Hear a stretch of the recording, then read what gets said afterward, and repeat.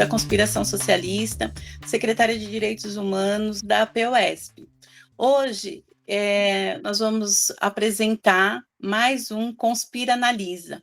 O tema, afastamento dos 25 diretores e diretoras e a intervenção da Secretaria Municipal de Educação. Para falar sobre esse tema, nós convidamos a professora, diretora, Ruth Reis. Eu quero trazer aqui para vocês a formação da Ruth, porque tem muita relação do que está acontecendo em relação a esse afastamento e a intervenção. A Ruth, ela é formada em Ciências Sociais pela PUC, com mestrado em Educação pela PUC também. O doutorado dela é pela PUC, em parceria com o Instituto da Universidade de Portugal. O pós-doutorado em Educação é pela USP e ela está fazendo um segundo pós-doutorado. Sendo que, quando ela esteve em Portugal, ela fez parte de um grupo de pesquisa em que se discutia a questão de gênero e masculinidades.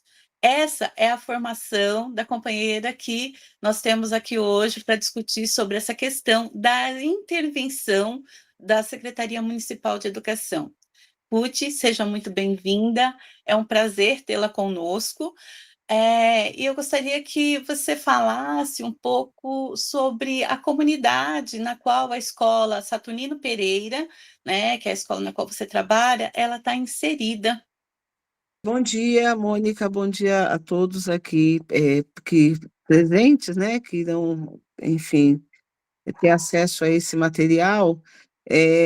Primeiro agradecer, né, esse convite para a gente poder dialogar sobre essa realidade e esse momento, essa conjuntura que nós estamos vivendo aqui no município de São Paulo, mas que não é só no município de São Paulo, né? Que é na rede estadual também e em vários locais pelo Brasil, como nós temos aí acompanhado essas lutas. Falar um pouco, né? Eu estou nessa comunidade, nesse local de trabalho há 14 anos, na mesma escola, como diretora, vinda de uma outra realidade também complexa, que era uma comunidade em São Mateus, né? E vim para o Saturnino para a questão de adequação à questão dos meus horários, por conta de atuação eh, no campo da pesquisa, no campo do estudo, no campo do ensino superior. Então, eu precisava também de uma unidade que eu conseguisse ter um período noturno e ter a possibilidade de ter, né, horários de trabalho que contemplasse esse universo de ação. É, e eu vim para o Saturnino, né, sabendo da dimensão que era aquela unidade e a complexidade do seu território. Uma escola de hoje com 1.200 e poucos alunos matriculados, 3 períodos de funcionamento, né, atendendo das crianças do primeiro ano até o final da EJA, até a EJA, que é a 8ª série, né, por conta da estrutura de EJA ser uma estrutura diferente. Então, nós temos ali de criança de 6 anos até o aluno mais velho, que hoje tem 70 e poucos anos matriculado com a gente.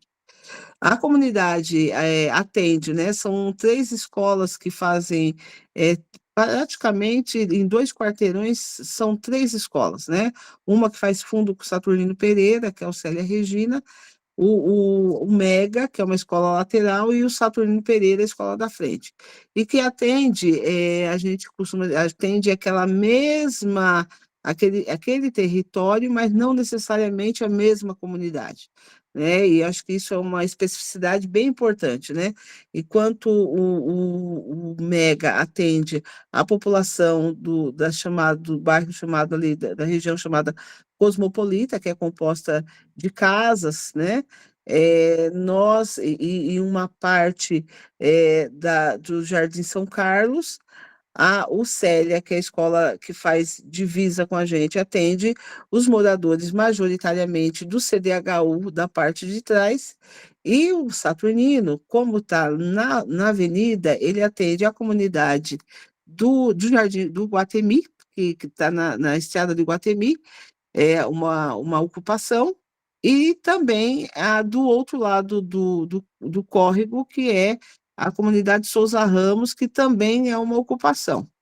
Essa comunidade tem sido permanentemente vinculada no meio de comunicação e o tempo inteiro, de alguma forma, né, ali no confronto com o poder público, porque é uma comunidade que há anos tem sido ameaçada de ser retirada do seu local, de ser desocupada por conta da situação do córrego que atravessa e dos processos de enchente, né? Já que é uma área que a natureza, né, de alguma forma, está chamando de volta para si por conta do crescimento desordenado de toda a região e de todos aqueles projetos habitacionais que também são construídos na região e que não pensa nessas questões das questões ambientais, né? Então a comunidade está numa área beirando ao córrego, é, e que enfrenta constantemente questões com relação à questão das enchentes, da chuva, né, deslizamento de terra para dentro do córrego, e aí levando aquelas habitações ali.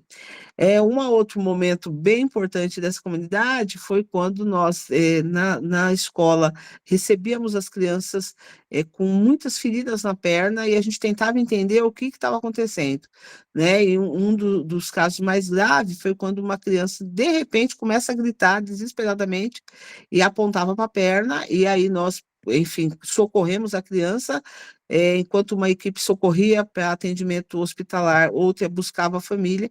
Quando chegou no pronto atendimento, era uma ferida que as bernes se movimentavam dentro da perna da criança, por isso que ela gritava de dor, porque tinham bichos vivos dentro da perna da criança por conta daquela situação. E aí nós fomos verificar e acompanhar um pouco mais de perto, e aí verificou que todos eles passavam por dentro do rio antes de chegar à escola, né? E aí chegavam com os pés molhados e era um córrego, e isso virou notícias, inclusive nos meios de comunicação, nos grandes meios de comunicação, porque nós fomos atrás, né? E aí mostrou, e aí foi feita toda uma luta junto com a comunidade, em parceria com a comunidade, de visitar a subprefeitura, de fazer movimento, fazer reuniões de finais de semana com a comunidade, exigindo a construção imediata de uma ponte para que aquelas famílias não atravessassem por dentro daquele rio, já que para dar a volta seria assim mais de meia hora, 40 minutos caminhando para até chegar à escola. E, portanto, não teria atendimento, porque não teria transporte escolar, porque supostamente, né, estaria próximo, mas tem a barreira, que era a barreira do córrego que ali cortava. Enfim, então é uma comunidade de uma complexidade muito grande do ponto de vista socioeconômico, do ponto de vista de todas as questões que envolvem as dimensões de violência, né? Então, essa é uma situação permanente, acompanhada também, né, de alguma forma, ainda de forma não dando conta da demanda, que são os conselhos tutelares na região, né? E ela é atendida por 3 conselhos tutelares: Conselho da Cidade Tiradentes 1, Cidade Tiradentes 2 e o Conselho de Guaianazes. Então, é uma dimensão de comunidade muito grande. Segundo, eles estão sendo, nesse momento, a CDHU tem comparecido, identificando essas moradias, porque possivelmente eles dizem que eles vão sair, só que a população não sabe, né, não tem um projeto definido e apresentado para essa população. Se vai ser encaminhada para os prédios CDHU, em que bairro, quando, e aí vira, né, nós temos dessas famílias que estão nessa situação, 2 que são moradoras na comunidade, que são trabalhadoras dentro da escola, nas empresas de limpeza, e vivem sobressaltadas, né? Elas o tempo inteiro falam assim: ai meu Deus, será que eu vou chegar em casa, de repente vão chegar lá para tentar demolir a minha casa? Porque não tem nenhuma informação. Então, é uma comunidade que vive imediatamente sobressaltada com essa coisa de ter ou não ter um lugar para voltar para casa e para pôr a cabeça para dormir nas noites. Então, é essa a realidade. E esse levantamento que tem sido feito, segundo as últimas informações que nós temos, é que essa região é composta de 9.000 famílias, né? Hum. Então, é uma área grande que dos dois lados, tanto do lado da Iguatemi quanto do lado da Souza Ramos, temos ali 9.000 famílias, né? Que são atendidas por esses serviços básicos, e o Saturnino atende majoritariamente, seus alunos são oriundos dessas duas comunidades. Então, é essa realidade ali da nossa comunidade. É interessante, Ruth, todas essas informações que você traz, né? Porque o que a gente observa com isso, né, que é uma comunidade de alta vulnerabilidade, né, e que é abandonada pelo poder público. E o que eles apresentam, né, é um projeto, é uma medida, né, para afastar o diretor diante de uma ideia, de um índice que não era o satisfatório, né? Pensando um pouco essa questão dessa medida, né?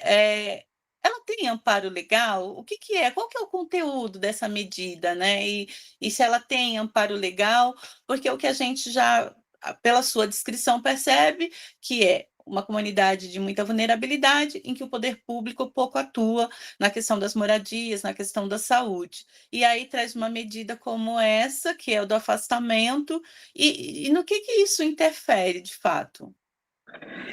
Então, Mônica, acho que a medida ela já foi escancarada, né, desde o começo, desde a primeira reunião que nós tivemos, e que foi extremamente assediosa essa primeira reunião, né? Um dos colegas nosso passou mal, efetivamente, quando foi comunicado, né, que nós estaríamos. Eles, em nenhum momento, eles falam em afastamento, né? Eles falam em convocação para a formação, e que nós estaríamos nessa formação num período numa quantidade extrema de horas, né, de 1.770 horas de formação fora da unidade escolar, e que, enquanto nós estávamos fora, seria enviado um terceiro assistente de direção para que ele pudesse eh,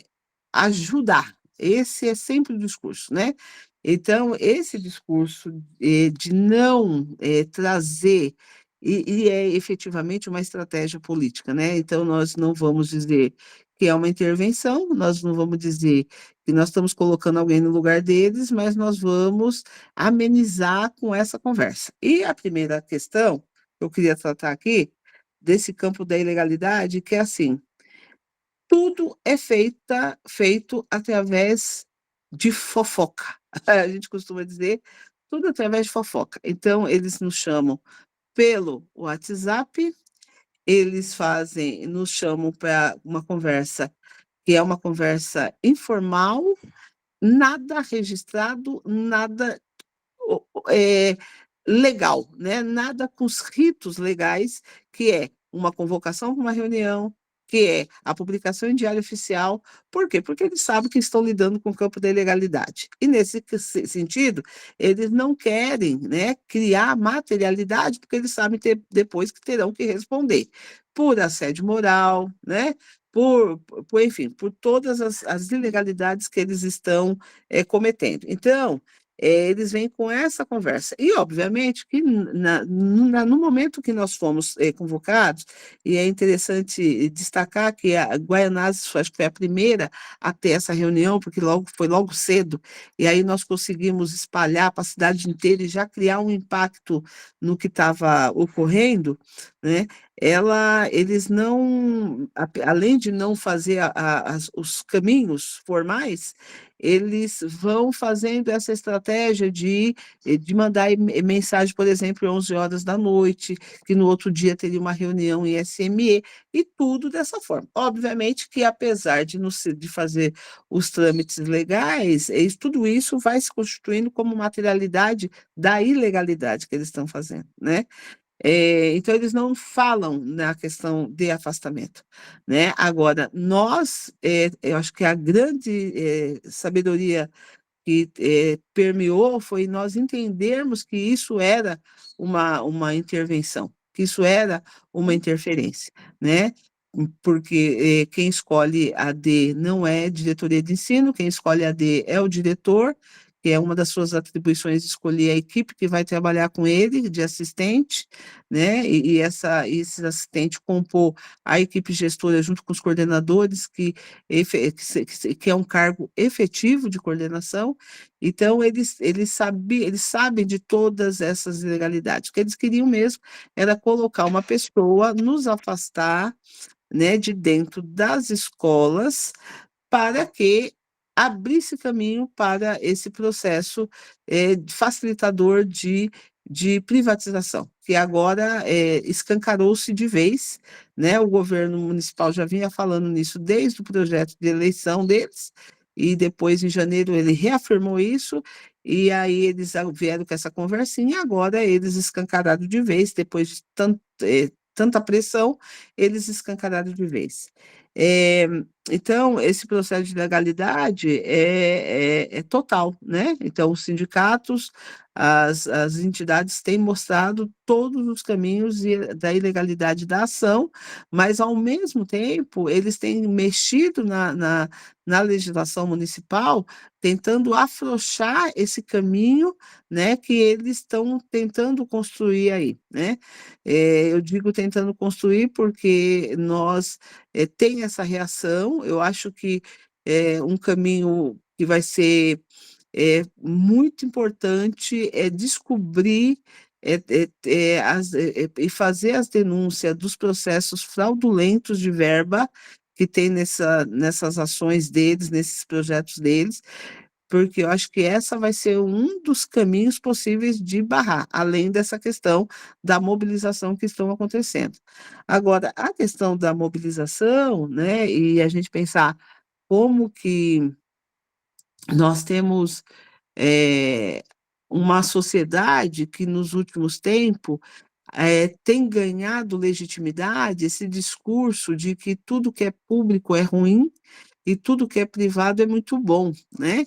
Então, eu acho que nós estamos numa disputa que não é só uma disputa de narrativa, mas é uma disputa de consciência política e de mostrar para a população a fraude dessa proposição de que tudo que é privado é bom, né? E aí a gente tem que pegar elementos concretos para mostrar. Veja o que aconteceu com a nossa energia, né? Que é aquilo que a população sente ali diariamente, que nós sentimos diariamente. Olha o que aconteceu que está acontecendo com a nossa água, né? A gente bebendo barro vindo pelas torneiras, com contas de 600, 800 reais. Olha o que aconteceu com o nosso cemitério, olha o que aconteceu com o nosso transporte público, o trabalhador sendo morto, né? Prensado entre uma porta e outra dos trens. Eu acho que esse discurso é um discurso que eles veem, né? E uma parte da população embarca nessa coisa de que tudo que é privado é melhor e tudo que é público é desqualificado, é ruim e tal. E eu acho que a gente tem elementos hoje para fazer essa disputa, que não é uma disputa só de narrativa, mas é uma disputa de percepção política, né? E essa percepção política que tem que se transformar num elemento da prática. E é isso que a gente tem tentado dialogar com as nossas comunidades, né, com os nossos movimentos de moradia da região, enfim, com os sindicatos e com a população, chamando as famílias para poder fazer esse debate, né? E no nosso caso, esse debate não está desvinculada à questão da insegurança de ter onde encostar sua cabeça, como está tendo a nossa comunidade. O que nós observamos é que existe por parte da comunidade, das comunidades, das escolas em que os diretores, eles podem usar o nome que quiser, mas é afastados, né? A gente sabe que a ideia é afastar esses diretores. A gente tem percebido uma mobilização, né, da comunidade. E aí, assim, desde o primeiro momento, como que a comunidade recebeu essa notícia, né? Como que ela reagiu a isso? E a gente acompanhou o abraçaço, a escola, nós estivemos juntas, né, na passeata em defesa do Saturnino, e a gente pode observar que a comunidade estava muito próxima, né? Como que a comunidade recebe essa ideia de uma intervenção, de um interventor? Então, Mônica, eu acho que tenho duas coisas. Eu sempre tenho pensado e tenho dialogado com as pessoas que estão ali no cotidiano com a gente sobre isso, né? A comunidade, ela recebeu essa notícia porque nós fomos convocados na quarta-feira à noite, na quinta de manhã estávamos na reunião com o dirigente regional, na sexta-feira já era o tal do início e que na sexta, e fomos comunicado que sairia a publicação na sexta e que na segunda a gente já estaria nesse processo supostamente formativo, né? E no sábado a gente tinha uma reunião de pais marcada, né? Acho que acaso, segundo, né? Alguns estudiosos, acaso não existe, mas tínhamos uma reunião marcada no sábado. E foi uma reunião de muita emoção, porque os professores, enfim, iam conversar com as famílias coletivamente ainda no pátio, foi falar dessa situação, enfim, aí todos se comoveram muito, porque não entende a ação da gestão como uma ação centrada só na figura da Ruth, que é a diretora que seria afastada, mas na dimensão mesmo de um projeto coletivo, porque é isso que a gente sempre tentou fazer, né? E esse é o objetivo da equipe gestora, é pensar a escola como projeto coletivo e como todos aqueles têm lá a sua função e o seu papel importantíssimo de lideranças, né, dentro do que fazem, dentro do que são, como propositores de ação dessa escola, enfim, como propositores de construção. Então, as pessoas acabaram se emocionando muito por conta dessa, e a população muito estupefata, né? Imediatamente a solidariedade dos diretores, colegas, que inclusive vieram nessa reunião de paz para poder falar, né? E então a comunidade foi pega de muita surpresa, mesmo porque a nossa unidade tem uma ligação com a comunidade de muita parceria, principalmente nos momentos de muito sofrimento da comunidade, né? Não é, inclusive a POSP já presenciou isso, porque a gente acaba saindo pedindo ajuda para todo mundo, né? Quando por duas vezes a comunidade teve incêndio na comunidade, que tivemos que eles recorrem à escola porque vê na escola um parceiro daqueles que, né, dentro do possível ali que a gente consegue articular, a gente socorre essa comunidade, né? A gente ajuda, a gente estabelece essa parceria, que é uma parceria para além das questões que têm a ver com o campo das aprendizagens das crianças, né? Então, durante a pandemia, antes da pandemia, depois da pandemia, então, essa parceria. Então, a comunidade sentiu muito, né? E inclusive, se posicionou contra no conselho de escola que nós fizemos para poder trazer essa questão, né, e como que o conselho se posicionava, e com posição bem radical, né, bem radical de dizer, nós não vamos admitir que entre interventor dentro dessa escola, porque é nós que vamos resolver com essa pessoa ou com essa proposição de quem quer que seja. Então, tem uma reação da comunidade com relação a isso, né? E aí a gente tem tentado superar essa dimensão que, para além do personalismo, né? Eles querem afastar para que coloque, faça as intervenções com maior facilidade, mas é, eles têm um projeto de educação que é de privatizar. E é disso que a gente está tratando com a população. Fala assim, nós queremos a venda da escola dos nossos filhos, né? Porque para além da figura do diretor, que eles querem fazer essa ação, tem uma coisa que faz parte dessa proposição e que é grande, e o diretor é apenas uma peça ali dentro. Então, eles têm um projeto muito maior, e é disso que a gente está falando, né? Então, é importante que todas as comunidades que estejam passando por esse processo tire da figura somente, né? Porque nós somos apenas uma peça dentro desse processo de engrenagem, porque afasta para poder abrir espaço. Então, agora, a questão do projeto maior, e é disso que a gente tem tratado e conversado, e permanentemente, né? Então, tivemos várias ações na semana passada, estamos tendo ações ainda, e teremos ações, estamos pensando aí quais são as ações, né? A comunidade está sendo cotidianamente informada pelo carro de som, né? Então, tem gravações no carro de som, e o carro de som fica percorrendo a comunidade, informando do que está acontecendo. Então, é importante isso. E a gente poder organizar essas comunidades com a capacidade reativa a esse projeto, que é um projeto maléfico e que veio com muita agilidade para dentro da educação municipal, né? É interessante também que, quando você fala da questão do municipal, né, que já foi citado aqui, mas tem também essa coisa acontecendo nas escolas estaduais, né, numa declarada intenção de acabar com a educação pública, estatal, da forma como a gente defende, como a gente concebe, né?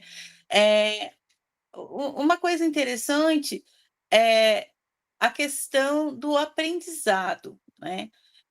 Você acha que existe alguma possibilidade, por mais remota que seja, de a partir dessas intervenções melhorar algo, que tenha a intenção de que se melhore de fato algo em relação à aprendizagem dos nossos estudantes?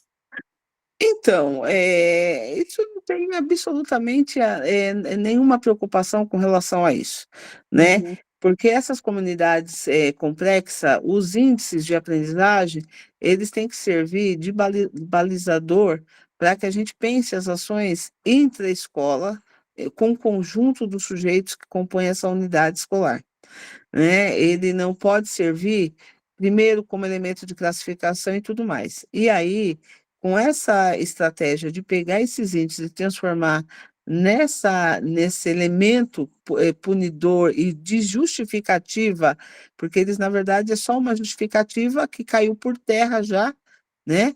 Para poder, de alguma forma, garantir que as ações deles fossem, né, legitimadas. Então, nós já caiu por terra, primeiro que as escolas que eles elencaram nem, não fazem parte das escolas com maior problemática de aprendizagem no município, se a gente for pegar pelos dados, né?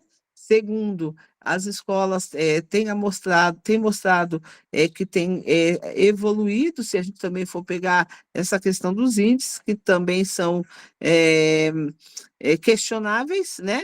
Porque os métodos utilizados, as questões utilizadas, elas podem ser pensadas de várias maneiras, essas questões todas. Então, essa questão da aprendizagem não é o que tem balizado efetivamente, nem sido a preocupação dessa gestão. E eu gostaria de destacar aqui, né, que as coordenações pedagógicas que cuidam, né, diariamente dessa questão da aprendizagem, acompanha ali diariamente a questão da aprendizagem, cotidianamente, quando voltam das reuniões de DRE, de SME, voltam com relatos para os seus diretores, né, da angústia de não serem ouvidos nas questões das aprendizagens dos alunos, né? Quando trazem as questões, quando colocam as questões, inclusive que tem a ver de fundamento da aprendizagem, são desprezadas as considerações. fazem ouvidos moucos a essas questões, quando mostra que talvez concepções não estejam corretas, por isso que nós temos problemas em aprendizagem X, Y, Z. Essa é uma questão de não escutar a rede a respeito da questão das aprendizagens. E essa gestão tem feito isso já há bastante tempo. Uma outra questão importante é a qualidade daquilo que nos oferece para que a gente que as escolas avancem na aprendizagem. Gente, nós temos, ó, em 2023, só um exemplo aqui que ficou muito marcado para nós ficamos 2 meses sem professores de primeiro ano na escola. Você sabe o que é você receber 4 salas de primeiro ano e ficar 2 meses sem professor nessas salas? Porque não tinham feito contratação? Então, são dessas questões, né? Contratação, não fazem concurso, aí contrata professor, aí retiraram uma série de professores que eram contratados na educação infantil, jogaram para o ensino fundamental. Chegaram esses professores que, pelo seu tempo dedicado na educação infantil, mesmo que tivesse tido uma formação lá atrás, já não tinham tanta habilidade e proximidade com as questões de alfabetização. Quem deu aula para essas professoras, preparando para ir para a sala de aula, foram as coordenações pedagógicas, dando aula para a professora de manhã, 15 minutos antes, para que ela, porque esse professor não tem direito ao processo formativo, eles não fazem jeito, né? Então, passavam por uma formação rápida para poder ter elementos iniciais para poder ir passando e reproduzir. Pensa uma política pública dessa natureza? Pensa um absurdo desse? E aí, quando a gente levamos essas questões, né, falando, olha, tem problema, as crianças não têm, não, a rede de proteção não funciona. O menino todo dia entra em crise dentro da escola, precisa de atendimento, de apoio psicológico para o menino. Alguns casos, para além do psicólogo, talvez precisar do atendimento com especialista de maior complexidade. Sabe o que retorna para nós, enquanto unidade? Uma nova planilha para ser preenchida. É a gestão da planilha, para poder justificar, né? Então, assim, você leva o problema, recebe uma planilha como tarefa para você colocar esse caso na planilha, que depois vira uma outra planilha, vira uma outra planilha. As coordenações pedagógicas se afundam no trabalho de planilha nessa gestão.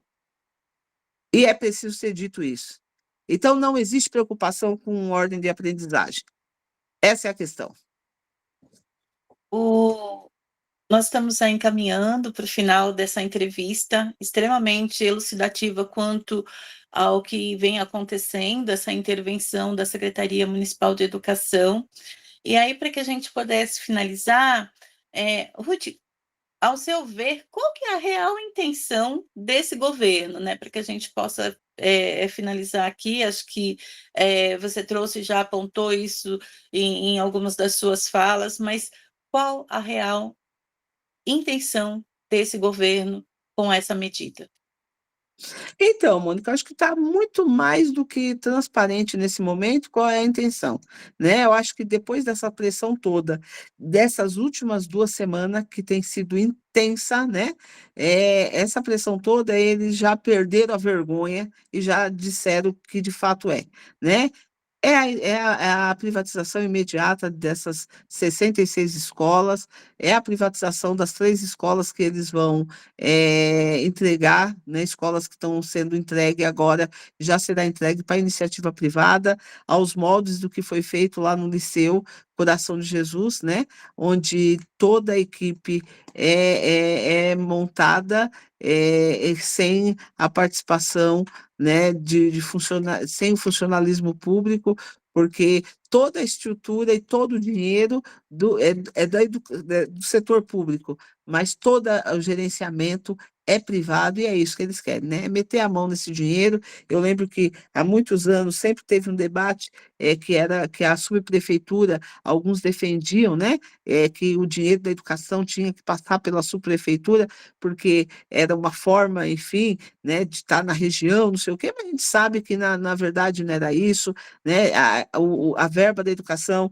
sempre foi disputa para outros fins, né? E agora, efetivamente, o objetivo é passar para a iniciativa privada todo o recurso da educação, né? E destruir aquilo que é construção histórica, porque se eu estou aqui hoje, se você está aí do lado de lá falando e muitos que estão aqui nos ouvindo, dialogando, né, e refletindo sobre essas questões, sabe que nós só estamos aqui por conta do papel da escola pública, né, que foi uma conquista histórica e foi um espaço que nos trouxe até aqui, né? E que a gente sabe o que que acontece com o projeto de privatização dessas escolas. Essa escola deixa de ser uma escola pública, uma escola laica, uma escola estatal, de acesso efetivamente a todos. Então, essa é a nossa luta nesse momento, né? É uma luta que individualmente eu e os outros colegas também estamos fazendo, porque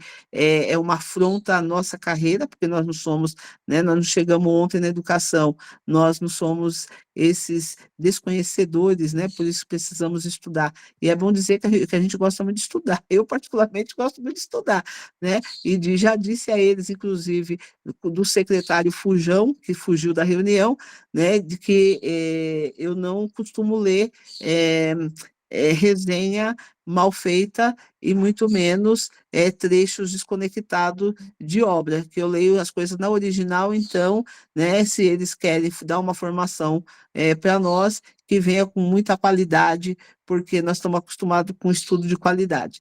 Então, é isso, né? Então, acho que é isso que a gente tem que pautar hoje, pautar na defesa da escola pública, laica e estatal. Muito bem, Ruth. Quero agradecer imensamente, né, essa entrevista. Eu conheço a Ruth, a gente se conhece há mais de 20 anos, né? E a Ruth sempre foi essa potência, essa força de querer estudar, de querer fazer grupo de estudo, de querer fazer atividade e sempre levar todo mundo junto, né? Nunca foi o eu quero ir, eu quero fazer, né? Vamos fazer, vamos chamar. E aí é interessante que quando a Ruth vai para o sindicato, ela manda pelo menos uns 3, 4 para a PUC. Não, vocês têm que ir para a PUC, vocês têm que estudar, têm que requerer bolsa, tal. E dessa leva, meu companheiro formado em Ciências Sociais pela PUC. E aí, assim, é essa a Ruth que a gente conhece, e é essa Ruth que esse governo tem a ousadia de querer substituir por um interventor qualquer, como se estivéssemos na ditadura, né? Então a gente tem aí uma lição de indignação que se transformou em denúncia e em anunciação do que deve ser feito, como que a gente pode fazer, trazendo a comunidade, trazendo sindicatos, trazendo parlamentares, enfim, para essa luta que é uma luta de todos nós, né? Então, Ruth, muitíssimo obrigado. Quero agradecer também a Dani, que é um doce que está aí nos bastidores, né, nos ajudando, e a Lica, a Eliane, que normalmente apresenta esse programa, essas entrevistas, né, que indicou para que eu pudesse fazer essa conversa com a Ruth, que me deixou assim extremamente feliz de poder fazer, e passar a palavra para a Ruth para que ela possa fazer aí suas considerações finais. Então, primeiro fazer uma correção, viu, Mônica? Nós nos conhecemos há 30 anos, meu bem. Você não adianta querer fraudar o nosso tempo, não, para dizer que somos novinha, ok? Essa é a primeira questão. Bem, E eu acho que é isso mesmo, né? O conhecimento, para mim, o conhecimento ele tem um sentido muito prático na vida, né? Eu quero conhecer Eu quero conhecer para poder pensar a minha existência, né? A existência do nosso povo, a existência dos meus ancestrais, enfim, e a potência dessa transformação. Agora, uma coisa que a gente aprendeu também, né? Nós aprendemos na história da vida e na história de todos aqueles que passaram por nós, a capacidade de reação, né? Eu acho que e aí a gente precisa ensinar a reação para os próximos que virão, né? Então é reagir a esse modelo nefasto, né? É reagir no sentido de criar dignidade para o povo, reagir no sentido de criar uma dignidade que não é possível se concretizar dentro desse modelo de sociedade e humanidade que se tem colocado. E aí é romper é luta pontual, mas é luta para pensar rupturas, né? Rupturas que não é possível dentro de uma sociedade capitalista, nesses modos que está, né? Porque dentro dessa sociedade, nesse modelo, nós conseguiremos, né, salvar poucos, né? Aqueles que a gente consegue, vamos encaminhar, e o restante a gente abre mão? Não, né? Nós, enquanto conjunto, perspectiva de humanidade, nós temos que pensar coletivamente e pensar em todos.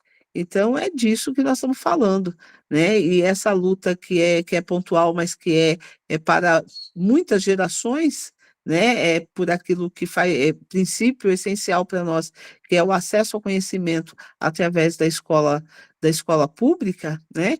É o que a gente está colocando como pauta dos últimos tempos e tem sido a nossa pauta de história de luta, né? Desde sempre. Desde que há 30 anos, viu, Mônica? A gente que se conhece, a gente está discutindo essas questões, viu? E não são 20, são 30. Ok, Ruth, ok, ok. Eu era uma menina e você também, Tá certo. tá Então, bom? mais uma vez, muito É, obrigada. queria só para poder de fato concluir, Hum. chamar todo mundo, né, para que some-se a essas ações que das escolas têm feito, né, que organizem caravana para essas escolas. Eu acho que isso é muito importante, né? Falar assim, vamos montar um grupo de pessoas, vamos entrar em contato com essa escola e nós estamos indo visitar essa escola. Eu acho que isso tudo é campo de solidariedade que tem inclusive alimentado muito fortemente todos nós dentro das escolas e os professores, né? Porque com essa notícia de que modelo de privatização, né, é que a escola será, os diretores da escola escolhem quem vai trabalhar com eles, os colegas estão todos assim, para onde nós vamos? Para onde nós vamos? Aí eu digo assim, nós vamos ficar aqui. Né? Nós vamos ficar aqui. Então, é importante que os colegas, que todos aqueles que nos ouvem aqui, se organizem, né? E façam mesmo essas visitas, falam assim, ó, tal dia, posso ir aí visitar vocês? Dar um abraço em todo mundo, mostrar a nossa solidariedade, isso é um fortalecimento de todos aqueles que estão na luta. Então, a gente conclama que assumam essa tarefa de estar junto participando, porque nós não vamos poder arredar o pé dessa organização, tá bom? Ok, minha querida, mais uma vez, muito obrigada. Nossa total solidariedade, né, que no sentido de que também nós estejamos juntas e juntos nessa luta, que é uma luta importante, que é uma luta de todos nós. Quero chamar aos queridos companheiros, as queridas companheiras, para curtir o nosso vídeo, para comentar, para compartilhar, para que ele chegue ao maior número de pessoas possível, para que essas pessoas também se engajem nessa luta, que é uma luta tão importante, que é a luta pela nossa escola, pela educação que a gente acredita. Um abraço e até o próximo Conspira Analisa.